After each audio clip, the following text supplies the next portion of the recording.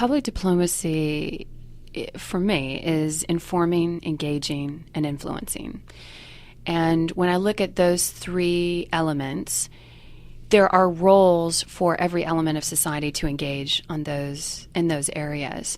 And increasingly, public diplomacy is being done in the private sector by companies, by citizen diplomats, by NGOs, because those are the ones who have the most influence and impact, and they're able to build trust very quickly. Whereas our foreign policy establishment, of course, the State Department's role is to encourage and promote our foreign policy around the world. And for a variety of reasons, you have to be able to build relationships with people separate and distinct from foreign policy, because there are intense emotional issues that are tied to that.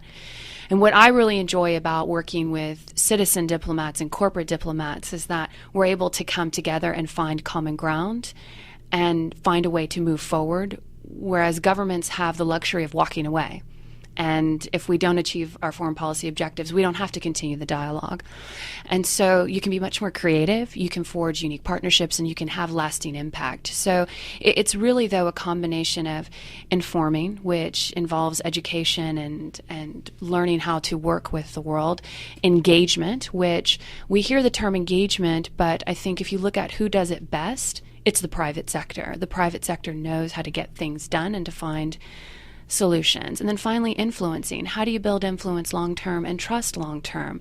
That is something, without a doubt, that the private sector has in spades and knows how to do in a very genuine, authentic way that I think, having worked for the State Department, in many cases I was prohibited from really building relationships. I was limited to purely our foreign policy objectives.